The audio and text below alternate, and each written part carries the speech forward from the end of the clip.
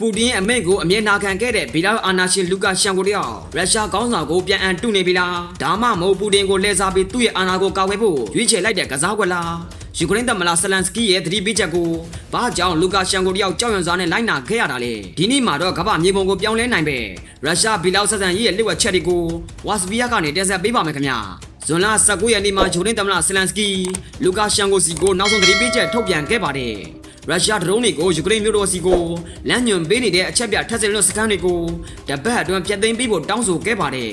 ဒီသတင်းကဘာကြောင့်ရည်ကြီးလဲဆိုတော့ရုရှားရဲ့စီးဗျူဟာမှာဗီလာရုပ်ဟာအဓိကခြေကုပ်စခန်းဖြစ်နေလို့ပါဒီစီမင်းနယ်စပ်တွေကနေယူကရိန်းကိုတိုက်ခိုက်နေတာပါဇွန်လ24ရက်နေ့ ISW စစ်ပွဲလေ့ကျင့်ဌာနရဲ့ထုတ်ပြန်ချက်တွေအရလူကာရှန်ကိုအံအသင်းစရာကောင်းလောက်အောင်ပဲအချက်ပြထပ်စင်လွတ်စခန်းတွေကိုဖျက်သိမ်းလိုက်ပါတယ်ပူတင်အတွက်တော့မျှော်လင့်မထားတဲ့အချက်ရစရာဖြစ်ရပါဗီလာရုပ်ဟာရုရှားရဲ့အရေးအောက်မှာရှိပေမဲ့အာနာရှင်တယောက်ရဲ့ကိုယ်ပိုင်အသက်ရှင်ရပ်တည်ရေးအတွက်ပူတင်ကိုပြန်ညှင်းဆန်ရေးလာတာပါဗီလာရုပ်ရဲ့ပို့ကုန်40ရာခိုင်နှုန်းသွင်းကုန်55ရာခိုင်နှုန်းဟာရုရှားအပေါ်မီခိုနေရပါတယ်ဒီလောက်တောင်မီခိုနေရတဲ့ကြားကလူကာရှန်ကိုဘာကြောင့်ရဲရင်လာတာလဲဇွန်လ26ရက်နေ့မှာလူကာရှန်ကိုတယောက်ရုရှားခေါင်းဆောင်ပူတင်ရဲ့နေကိုတွားရောက်တွေ့ဆုံခဲ့ပါတယ်ဒီတွေ့ဆုံမှုကဘာတွေကိုဆွေးနွေးခဲ့တာလဲဆိုတာတရားဝင်ထုတ်ပြန်ချက်မရှိပေမဲ့ရလဒ်တွေကတော့ယူကရိန်းစစ်ပွဲကိုရက်ခတ်လာမှာပါဗီလာရုပ်ရဲ့တက်မတော်အင်အားက6300ပဲရှိပါတယ်ယူကရိန်းမှာတော့စစ်သား9သိန်းရှိနေပါတယ်မြေပုံကိုကြည့်လိုက်ရင်ဗီလာရုပ်ဟာရုရှားအတွက်ဒိုင်းတပွဲဖြစ်နေပေမဲ့လက်တွေ့မှာတော့ယူကရိန်းရဲ့ဒရုန်းတွေကိုမကာကွယ်နိုင်တော့ပါဘူးခင်ဗျာယူကရိန်းကသူ့ရဲ့စစ်အရေးအသွေးကိုပြသဖို့အစင်းနဲ့ဖြစ်နေပါပြီပူတင်ဟာဗီလာရုပ်နယ်မြေတဲ့ကိုနျူကလ িয়ার လက်နက်တွေပို့ထားတယ်လို့ကြေညာထားပါတယ်ဒါပေမဲ့တကယ်တမ်းမှာတော့လူကာရှန်ကိုဟာဒီလက်နက်တွေကိုအသုံးပြုပြီးယူကရိန်းကိုပြန်တိုက်ခိုက်ဖို့ဝင်လေးနေပါတယ်ပရိသတ်တို့စဉ်းစားကြည့်ပါဦးခင်ဗျာနျူကလ িয়ার လက်နက်တွေရှိနေတဲ့ဗီလာရုပ်ကိုယူကရိန်းကထိုးစစ်ဆင်ရေးပါမလားဒါမှမဟုတ်လူကာရှန်ကိုကဒီလက်နက်တွေကိုအကာအကွယ်အဖြစ်ပဲသုံးနေတာလားမေလအတွင်းကရုရှားဗီလာရုပ်ပူတဲ့နျူကလ িয়ার ဆေးလေ့ကျင့်မှုတွေလှုပ်ဆောင်ခဲ့ပါတယ်ဒါဟာကမ္ဘာနိုင်ငံတွေအတွက်တော့စိုးရိမ်စရာဖြစ်ခဲ့ပါတယ်ဒါပေမဲ့လူကာရှန်ကိုရဲ့ဆေးလှုပ်ရှားမှုတွေကိုအနီးကပ်ကြည့်ရင်ဒါတကယ်စစ်ပွဲအတွက်ပြင်ဆင်တာမဟုတ်ပဲသူ့ရဲ့အာဏာတည်မြဲရေးအတွက်ပြဿနာတစ်ခုကိုဖန်တီးနေတာမျိုးဖြစ်နေပါတယ်မလကစပြီးဗီလာရုပ်နဲ့အမေရိကန်ဂျားကတန်တမန်ရေးရာတွေမှာအပြောင်းလဲရှိလာပါတယ်လူကာရှန်ကိုဟာဒေါ်နယ်ထရန့်နဲ့စကားပြောဖို့ကြိုးစားနေတယ်လို့ပြောလာပါတယ်ဒါဟာပူတင်အတွက်တော့ကြောက်ခန့်ခြင်းပါသူဟာအနောက်အုပ်စုနဲ့ချိတ်ဆက်ဖို့ကြိုးစားနေတာကလူကာရှန်ကိုရဲ့သဘောထားပြောင်းလဲမှုကိုပြသနေပါတယ်ယူကရိန်းရဲ့ဒရုန်းတွေဟာမော်စကိုနဲ့စိန့်ပီတာစပတ်မြို့ကိုရအောင်တိုက်ခိုက်နေပါပြီလူကာရှန်ကိုဟာဒါကိုအနီးကပ်စောင့်ကြည့်နေပါတယ်ဗီလာရုပ်မှာဒီလောက်တိုးတက်တဲ့ဒရုန်းကာကွယ်စနစ်မရှိဘူးဆိုတာသူသိနေပါတယ်ဒါကြောင့်သူဟာယူကရိန်းကိုဂျန်သူဖြစ်သတ်မှတ်ဖို့ပိုပြီးတွတ်ဆုံနေရတာပါအနောက်နိုင်ငံတွေရဲ့ပိတ်ဆို့မှုတွေကဗီလာရုပ်ရဲ့စီးပွားရေးကိုရိုက်ခတ်နေပါတယ်ရုရှားကိုပဲမီကိုနေရတဲ့အခြေအနေမှာပူတင်ရဲ့စစ်ပွဲကရှုံးနေရင်ဗီလာရုပ်လည်းတခါတည်းပါသွားမှာမို့လူကာရှန်ကိုတယောက်စိုးရိမ်နေရပါတယ်ဒီနေ့ဝါစပီယာကတက်ဆက်တဲ့အထက်မှာလူကာရှန်ကိုဟာအန်ဒီရဲ့ဂျားကနေဘယ်လိုလှုပ်ရှားသလဲဆိုတာကိုမြင်တွေ့ရမှာဖြစ်ပါတယ်နောက်ပိုင်းဒီမှာတော့ပိုပြီးစိတ်လို့ရှားစရာကောင်းလာပါတော့မယ်ခင်ဗျလူကာရှန်ကိုဟာယူကရိန်းကိုစစ်မကြီးညာရဲပြီမယ်ဗီလာရုပ်နယ်စပ်မှာစင်အားတွေကိုတိုးမြင့်နေပါတယ်ဒါပေမဲ့ဒီအင်အားတွေဟာယူကရိန်းကိုတိုက်ဖို့မဟုတ်ဘဲသူ့ရဲ့အာဏာကိုချင်းချောင်နိုင်မဲ့ပြည်တွင်းအတိုက်ခံတွေကိုဟန်တားဖို့ဖြစ်ပါတယ်ဘာကြောင့်လဲဆိုတော့သူဟာပူတင်ရဲ့စစ်ပွဲအလွန်ဗီလာရုပ်ရဲ့အခြေအနေကိုစိုးရိမ်နေလို့ပါဗီလာရုပ်အတိုက်ခံတွေကယူကရိန်းနိုင်ငံခြားရေးဌာနကိုအစီရင်ခံစာတစ်ခုတင်ပြထားပါတယ်လူကာရှန်ကိုစစ်ပွဲတဲ့ဝင်လာနိုင်တဲ့အချက်၈ချက်ထဲမှာစစ်တပ်စာချုပ်ဝင်အရေးအတွက်1.5 ဆတိုးလာတာပါဝင်နေပါတယ်ဒါပေမဲ့ဒီတိုးတက်မှုတွေခါတကယ်စစ်မြေပြင်မှာအလုပ်ဖြစ်ပါမလားဆိုတာကတော့မေးခွန်းထုတ်စရာပါပူတင်ဟာဗန်ဒါရဲ့ထောက်ပံ့တွေကိုဖျက်တောက်မယ်လို့ချင်းချောင်နေပါတယ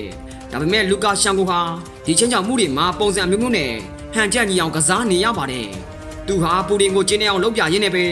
ယူကရိန်းရဲ့နေဆက်နားမှာတော့တင်းမာမှုတွေကိုရှော့ချနေရတာပါကမ္ဘာရင်လန်းကျောင်းတွေဖြစ်တဲ့ Straits of Hormuz လို့ပဲဗီလာရုပ်ရဲ့ပထဝီအနေထားကလည်းအလွန်ရှင်းပါပါတယ်ခင်ဗျာရုရှားအတွက်စီးရအသက်ရှူပေါက်ဖြစ်နေသလိုယူကရိန်းအတွက်တော့အဓိကရန်သူနယ်မြေဖြစ်နေပါတယ်လူကာရှန်ကိုဟာဒီအချက်ကိုသေသေးချာချာသိထားပြီးအသုံးချနေတာပါယူကရိန်းဟာဒရုန်းဒီပညာမှာရုရှားကိုကြောတက်သွားပါပြီဗီလာရုပ်ရဲ့စက်မှုစုံတွေဟာယူကရိန်းဒရုန်းတွေအတွက်ပြစ်မှတ်အဖြစ်အသင့်ရှိနေပါတယ်လူကာရှန်ဟူဟာစစ်ပွဲတွေကိုခြေစုံမြစ်ဝင်ရင်သူ့နိုင်ငံရဲ့စက်မှုလုပ်ငန်းတွေတခါတည်းပြာကျသွားနိုင်တယ်ဆိုတာကိုကောင်းကောင်းသိနေပါတယ်လူကာရှန်ကိုဟာနိုင်ငံတကာမီဒီယာတွေကိုပြောကြရမှာရုရှားဟာစေးရအနိုင်မရတော့ဘူးလို့ဝန်ခံလိုက်ပါတယ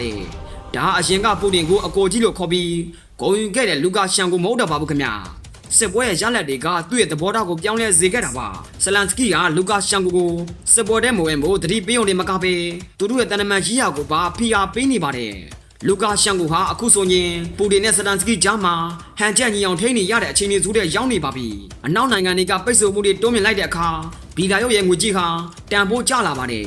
ရုရှားကပတ်ဖို့ပေးနေတဲ့ငွေကြေးတွေဟာလည်းအကန့်အသတ်ရှိလာတယ်လူကာရှန်ကိုအတွက်နောက်ဆုံးရွေးချယ်တဲ့ကဘာလဲဆိုတာစဉ်းစားစရာပါလူကာရှန်ကိုဟာပူတင်ကိုပဲအားကိုမနေတော့ပဲတရုတ်ဘက်ကိုမျက်စိရှာနေပါတယ်ရုရှားမာမိတ်ဖြစ်ပေမဲ့တရုတ်ရဲ့စီးပွားရေးလမ်းကြောင်းကိုသူလိုချင်နေတာပါဒါဟာပူတင်အတွက်တော့သစ္စာဖောက်မှုတစ်ခုပါဒီအပိုင်းမှာတော့ဘီလာရောအခြေအနေဟာတည်ငြိမ်မှုမရှိတော့ဘူးဆိုတာကိုပိုပြီးထင်ရှားပါတယ်လူကာရှန်ကိုဟာပူတင်ရဲ့စစ်ပွဲမှာအနိုင်ရပါမလားဒါမှမဟုတ်ကိုအာနာကိုကာကွယ်ရင်းတွေနင်းမွန်သွားမလားနောက်ဆုံးအပိုင်းမှာတော့အဖြေကပိုပြီးရှင်းလာပါလိမ့်မယ်ခင်ဗျာဝါစပီယာကိုဆက်လက်အားပေးကြပါဦးမလာကလေးကပြက်နေလာတဲ့ဒေါ်နယ်ထွန်းရဲ့ Destiny ကိစ္စကလူကာရှန်ကိုအတွက်နောက်ဆုံးထွက်ပေါက်ဖြစ်နေပါတယ်အနောက်အုပ်စုနဲ့ဆက်ဆံပြန်လည်တိစောက်ပြီးပူတင်ရဲ့ဩဇာကနေလွတ်မြောက်ဖို့ကြိုးစားနေတာပါဒီရွေချက်ကအောင်မြင်ပါမလားဒါမှမဟုတ်ပူတင်ရဲ့ဒေါသနဲ့ပဲရင်ဆိုင်ရမလားလူကာရှန်ကိုရဲ့လောက်ရက်တွေကိုပူတင်သိရှိနေပါပြီရုရှားထောက်လှမ်းရေးတွေကဘီလာရဲ့အချက်လက်တွေကိုအနီးကစောင့်ကြည့်နေပါတယ်ပူတင်ဟာလူကာရှန်ကို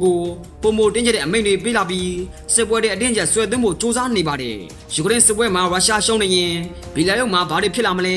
ရုရှားတပ်ဖွဲ့တွေဟာဘီလာရုံကိုနောက်ဆုတ်ရလမ်းကြောင်းဖြစ်အသုံးပြုလာနိုင်ပါတယ်လူကာရှန်ကိုအတွက်တော့ဒါဟာသူ့အာဏာကိုစွန့်လွှတ်ရမယ့်အချိန်ဖြစ်လာနိုင်ပါတယ်ခင်ဗျာဘီလာရုံစစ်တဲ့ထဲမှာလူကာရှန်ကိုမကျင်းတဲ့သူတွေရှိလာပါတယ်စစ်ပွဲတဲ့မဝင်ခြင်းတဲ့စစ်သားတွေနဲ့ပူတင်ရဲ့အမိန့်ကိုမနာခံခြင်းတဲ့စစ်သားတွေကြားထဲမှာသဘောထားကွဲလွဲမှုတွေဖြစ်ပေါ်နေပါတယ်ဒါဟာလူကာရှန်ကိုအတွက်တော့ကြီးမားတဲ့ချင်းချောင်မှုတစ်ခုဖြစ်နေပါတယ်ခင်ဗျာတရုတ်နိုင်ငံဟာဒီစစ်ပွဲမှာဘယ်သူဘက်ကမှမပါဘဲကြီးနေပါတယ်ဒါပေမဲ့ဘီလာရုံရဲ့စီးပွားရေးမှာတရုတ်ရဲ့အခန့်ကဏ္ဍကအလွန်ရေးပါနေပါတယ်လူကာရှန်ကိုဟာတရုတ်ကိုအားကိုးပြီးပူတင်ကိုကြော်ဖြတ်ဖို့ကြိုးစားနေတာကိုတရုတ်ကသိရှိနေပါတယ်ယူကရိန်းဟာနယ်စပ်မှာစစ်ရင်အားတွေကိုအသင့်ပြင်ထားပါတယ်ဘီလာရုံသားတစ်ချက်မှားလိုက်တာနဲ့ယူကရိန်းရဲ့ပြည်နယ်နဲ့ထိုးစစ်ကိုခံရတော့မှာပါလူကာရှန်ကိုရဲ့နောက်ဆုံးရွေးချယ်မှုကဘာလဲဘီလာရုံပြည်သူတွေဟာစစ်ပွဲကိုလုံးဝမလိုချင်ကြပါဘူးခင်ဗျာလူကာရှန်ကိုရဲ့စီးပြစင်မှုတွေဟာပြည်သူတွေကိုပိုပြီးဒေါသထွက်စေပါတယ်ဒါ2020ခုနှစ်ကလိုပြည်သူအောင်ကြမှုတွေဖြစ်လာနိုင်တဲ့အချက်တစ်ခုဖြစ်နေပါတယ်ပူတင်ဟာလူကာရှန်ကိုနောက်ဆုံးအခွင့်အရေးပေးလိုက်ပါပြီစစ်ပွဲတဲ့ဝင်မလားဒါမှမဟုတ်အာဏာကနေဖယ်ရှားခံရမလားဒီအမိန့်ဟာလူကာရှန်ကိုအတွက်အသက်နဲ့ရင်းရမယ့်အခြေအနေတစ်ခုဖြစ်နေပါတယ်လူကာရှန်ကိုဟာလင်းတစင်းကိုအမျက်အသင့်မြင်ထားပါတယ်သူဟာပူတင်ကိုအရှုံးပေးမလားဒါမှမဟုတ်တိုင်းပြည်ကိုစွန့်ခွာသွားမလားစစ်ပွဲရဲ့အဆုံးသတ်မှာတော့ဘီလာနိုင်ငံဘာတွေဆက်ဖြစ်မလဲလူကာရှန်ကိုဟာပူတင်အယုတ်လားဒါမှမဟုတ်အာဏာရှင်တယောက်ရဲ့လွတ်မြောက်ခြင်းလားဆိုတာကိုပြည်သက်ကြီးတို့သိရှိသွားပြီလို့ထင်ပါတယ်စစ်ပွဲတွေဆိုတာအမြဲတမ်းပျက်စီးခြင်းတွေပဲတည်ဆောင်လာတာပါကျွန်တော်တို့ရဲ့ဒီစီဇန်ကပြည်သက်ကြီးကိုဘလို့အတွင်းမြင်နေပေးခဲ့လဲဆိုတာကိုကောမန့်မှာရေးခဲ့ပေးပါအောင်ခင်ဗျာဝါစပီယာကိုဆက်လက်အားပေးကြပါအောင်ခင်ဗျာအားလုံးကိုကျေးဇူးတင်ပါတယ်